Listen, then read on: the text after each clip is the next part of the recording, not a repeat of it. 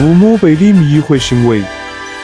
昨天27岁的周某在屋里挨打一顿局，大家听完了帮我们评下理，看看我们老汉做的对不对。事情是那么个，我们的电视买回来2年多，画面一直看到起就非常的不对劲儿，灰扑灰扑的。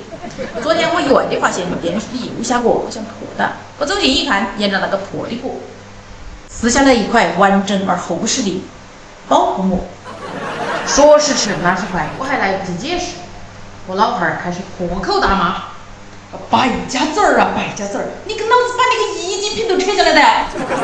这个是保护膜。”他完全不听你解释，这个液晶屏在里面，这就是外面的一张保护膜。我老汉儿依然是边口边拿出遥控器，脑子倒是要跟着你把它整成什么样子的。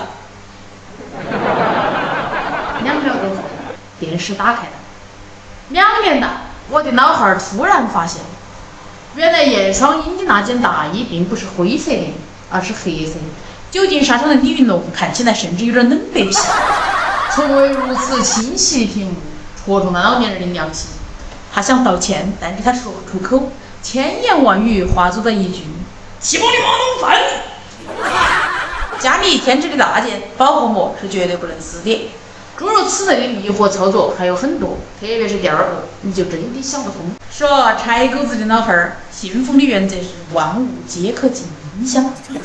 他屋里的冰箱里有前年过年的时候做的老卤水，应该放在阴凉干燥处的烩面，还有咸菜肉饭，这些都还好啊。离谱的是在保鲜那一格的东西，里头有爷爷的冰白酒、奶奶的假牙、阿妈的白雀泥，还有他老汉的烛光粉。特别是现在到夏天了，柴狗子屋里的冰箱天天都有西瓜。古有神农尝百草，今有柴狗子尝尽百味西瓜。你都说不出他屋里的西瓜到底是个么子味，是苋菜夹杂着化妆品和烛光粉的西瓜，一口入魂。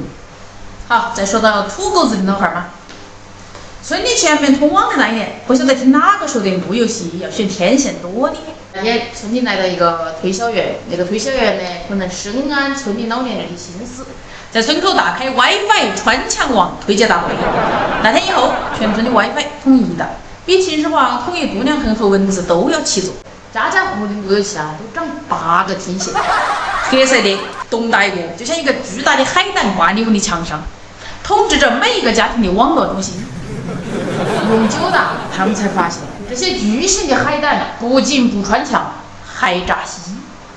老一辈人的生活方式有他们自己信奉的一套原则，而且非常的固执。我们2个也曾经对家里的老父亲做过一个80亿的 PPT 给他科普，但是没用。